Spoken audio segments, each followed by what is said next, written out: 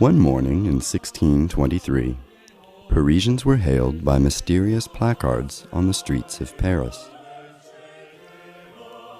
We, the deputies of the Higher College of the Rose-Croix, do make our stay, visibly and invisibly, in this city, by the grace of the Most High, to whom turn the hearts of the just.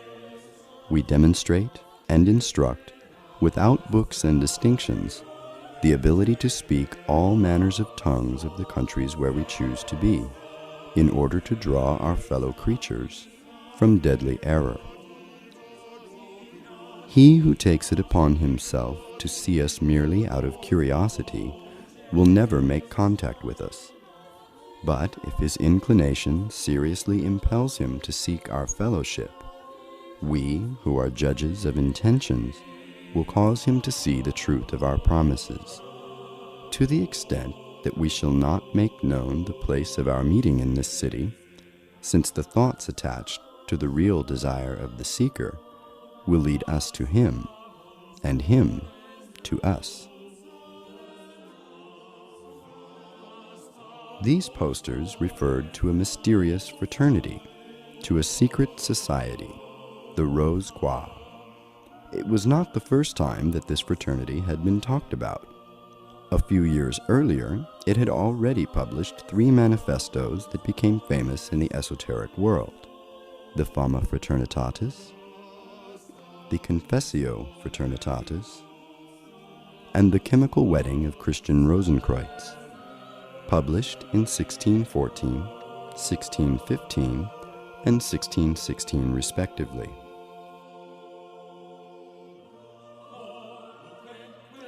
Today we know that these 3 manifestos were written by a college of the Rose-Croix, the famous Tübingen Circle, among whom were Johann Valentin André, Tobias Hess, Johann Arndt, Abraham Holzer, and Christopher Beissol, to name the most important.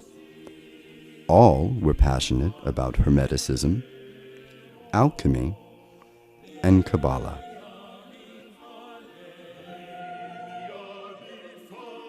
The Fama Fraternitatis was intended for political and religious leaders, as well as for scientists of the time. While drawing attention to the negative situation that generally prevailed in Europe, this document also revealed the existence of the Order of the Rose-Croix through the allegorical story of Christian Rosicrucian, telling of his journey throughout the world before founding the Rosicrucian Fraternity to the discovery of his tomb. This manifesto called for a universal reform.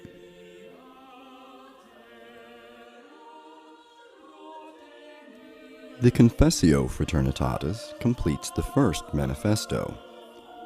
On the one hand, it insists on the necessity of regeneration for man and society. On the other hand, it indicates that the fraternity of the Rose-Croix possesses a philosophical science that allows one to achieve this regeneration. It is therefore intended primarily for seekers who have the desire to participate in the work of the order, while also working towards the happiness of humanity. The prophetic aspect of this document very much intrigued the scholars of that time. The Chemical Wedding of Christian Rosicrucian is written in a style that is very different from the first 2 manifestos. It describes a journey of initiation that represents the quest for illumination. This 7-day journey mainly takes place in a mysterious castle where the wedding of a king and a queen is to be celebrated. Symbolically, the chemical wedding describes the spiritual progression bringing the initiate to achieve union between his soul, the bride, and God, the groom.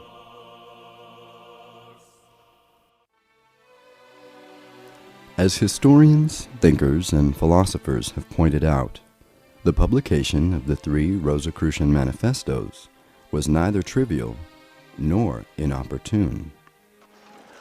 They were published at a time when Europe was going through a very important existential crisis. Europe was divided politically and torn by economic conflict. Religious wars were causing widespread sorrow and desolation that touched most families. Science was taking off and had a materialistic orientation, and living conditions were miserable for the majority of the people. The Rosicrucians, therefore, came out of their legendary secrecy to call for more humanism and spirituality.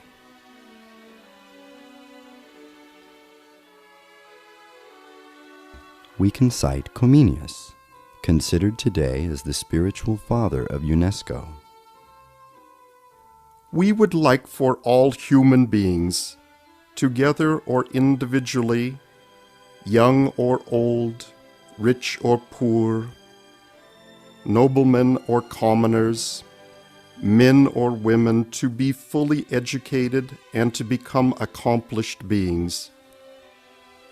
We would like them to be educated and informed completely, not only on such and such a point, but also on all that will allow them to achieve their essence integrally, to yearn to know the truth, not to be deceived by pretense, to love good and not to be seduced by evil, to do what should be done and to keep from what should be avoided, to speak wisely of all with all.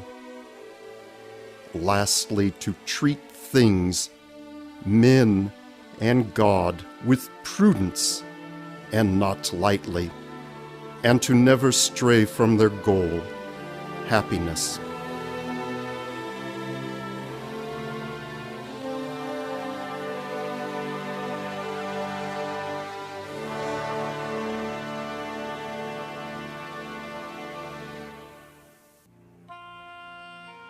Even though the historical origins of the Rosicrucians lie in the 17th century, the order's traditional heritage is much more ancient. Some historians of esotericism think that it goes back to ancient Egypt, more precisely to the era of Amenhotep IV, also known as Akhenaten. As confirmed by many Egyptologists, there existed during this era the mystery schools, where one could study the mysteries of the universe, nature, and human beings themselves. This study gave rise to a gnosis, a secret knowledge that was perpetuated throughout the centuries. From Egypt to ancient Greece, passing through the Pythagoreans, and then to ancient Rome via the Neoplatonists. The alchemists of the Middle Ages inherited this tradition and finally transmitted it to the Rosicrucians of the 17th century. Michael Meyer, who was a member of the Rosicrucian Fraternity of the time, said, "Our origins are Egyptian, Brahmanic, issued of the mysteries of Eleusis and Samothrace, the mages of Persia, the Pythagoreans, and the Arabs." Is that to say that the ancient heritage would remain frozen in the world of the 17th century? No. It was perpetuated throughout the following centuries and gave birth to many Rosicrucian persuasions. In the 18th century, the most important of these movements was known as the Order of the Rosy Cross of Gold of the Ancient System. It had many illustrious members, among whom are the Prince Frederick Wilhelm, the Duke Ferdinand of Brunswick, Friedrich Christoph Oettinger, and Nikolai Novikov. In the 19th century was the Order of the Rosy Cross, founded by Josephin Paladin, that attracted the most attention, because of the exhibition of unusual paintings he organized in Paris.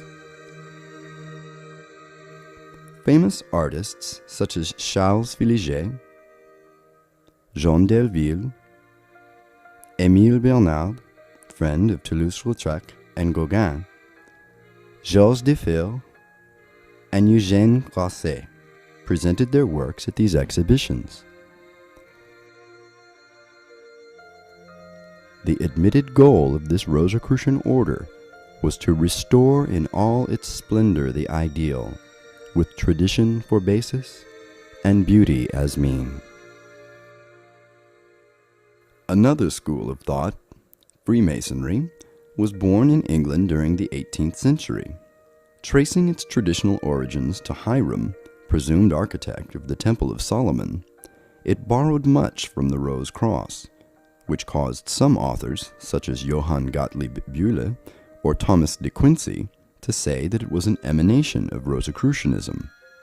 In any case, Freemasonry created as early as 1757 the degree of the Knight Rose-Croix, still considered today by some of Masonic persuasion to be one of Masonry's most prestigious degrees. Among the most eminent members of Rosicrucian Freemasonry of that time were, to name a few, the Count of Saint-Germain,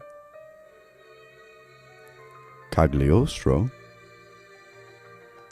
Jean-Baptiste Willermoz, and Martinez de Pasquale. The latter created the Order of the Élus Cohen, in which the highest degree was the Rose-Croix. Since the beginning of the 20th century, the Rosicrucian heritage is perpetuated in the world by the Antiquus Mysticusque Ordo Rosae Crucis, or in other words, by the ancient and mystical order of the Rose-Croix. Open to men and women of any nationality, any religion, and any social class, Amorc transmits traditional teachings covering 12 degrees. Since 1909, it is offered in a written form. That being said, Rosicrucians can gather in lodges to hold collective work sessions if they wish to do so. These teachings are founded on the oral tradition of the order, such as it was done in past centuries.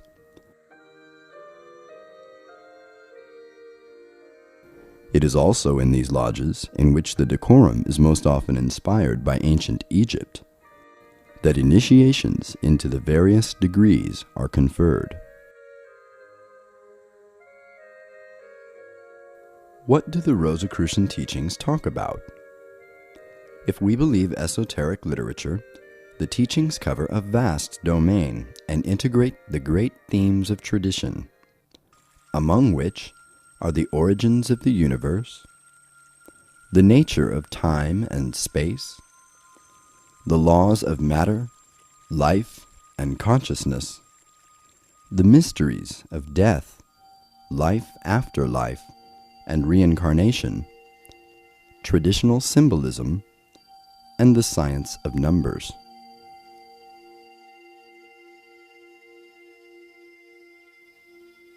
The Rosicrucians are also interested in the ontological links that exist between humans and God, whom they consider to be the grand architect of the universe, that is, the absolute intelligence which is at the origin of all creation and all that it contains on the visible and invisible planes.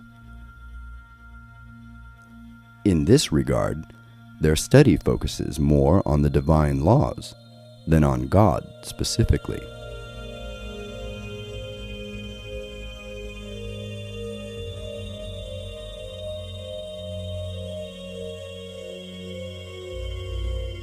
In parallel to their specific teachings, the Rosicrucians advocate a philosophy that is founded on spiritual alchemy. It does not consist of transforming base metals into gold, as did the ancient alchemists, but of transmuting the imperfections of human nature into their opposite qualities, such as pride into humility, selfishness into generosity, intolerance into benevolence. To apply this philosophy, Rosicrucians work to perfect themselves in order to become better in their judgment and behavior.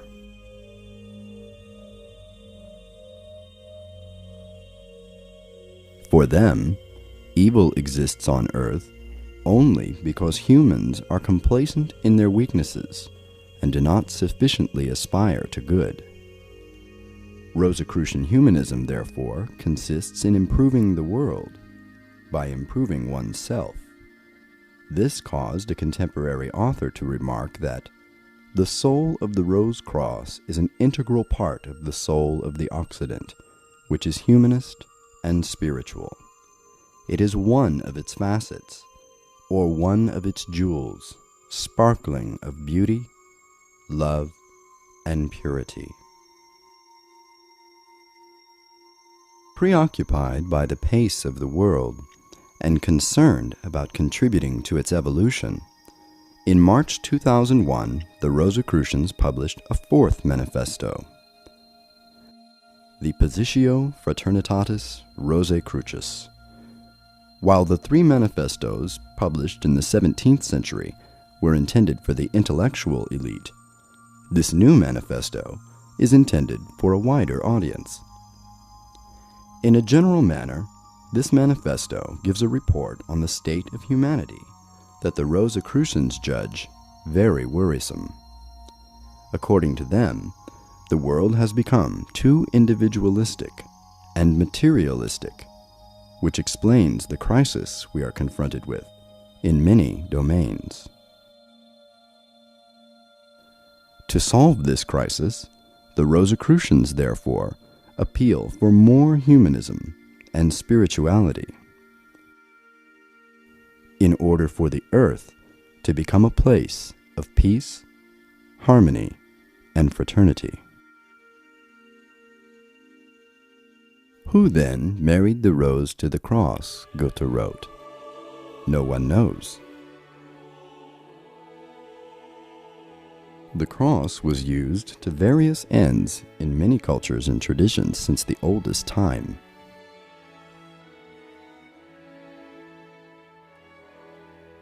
As for the rose, it has always been a universal symbol of grace and love. For Rosicrucians, the union of these two symbols has a very specific significance. The cross symbolizes a man or woman's physical body, while the rose in its center symbolizes his or her soul in the process of evolution. Together, the Rose-Croix, therefore, represents the duality of human beings and the fact that we evolve from life to life toward perfection.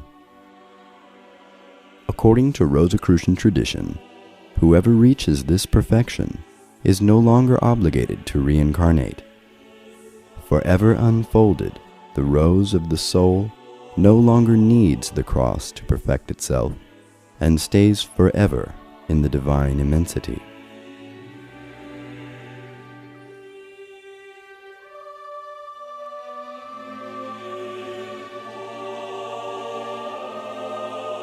Perhaps this can explain the meaning of the mysterious Rosicrucian formula, ad rosem per crucem, ad crucem per rosum.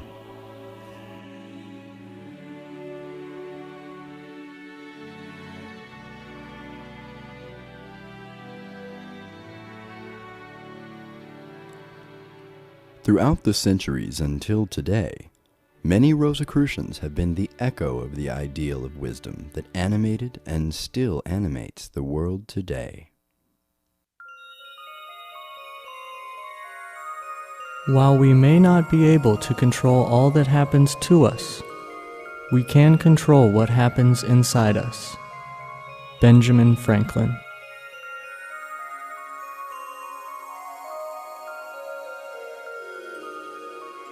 True knowledge is based on true tolerance. From this true tolerance comes absolute comprehension, and true comprehension gives birth to peace, which enlightens and purifies. Nicholas Roerich.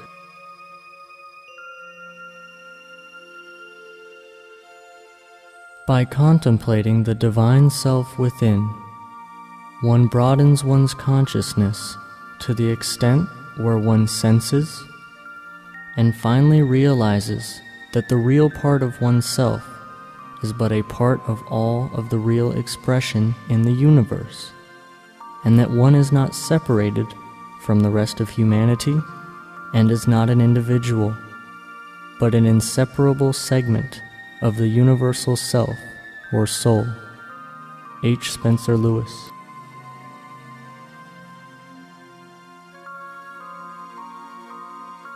Advancing towards perfection, the true good is to aspire to a resemblance with divinity, to advance towards unity between the creature and the Creator. Karl von Eckartshausen.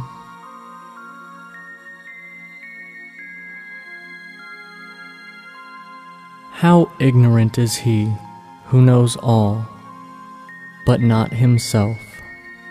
Balidivar.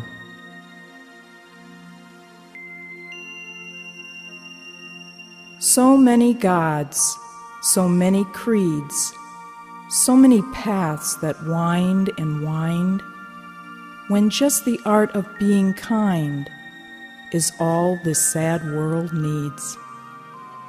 Ella Wheeler Wilcox. Nothing is too wonderful to be true, if it be consistent with the laws of nature. Michael Faraday.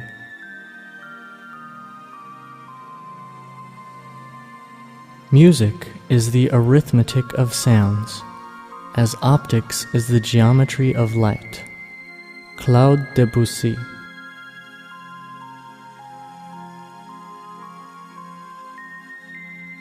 God gave to man a precious friend, a soul, which unceasingly makes itself heard to one and guides one towards the light that one is more or less consciously seeking. Marie Corelli.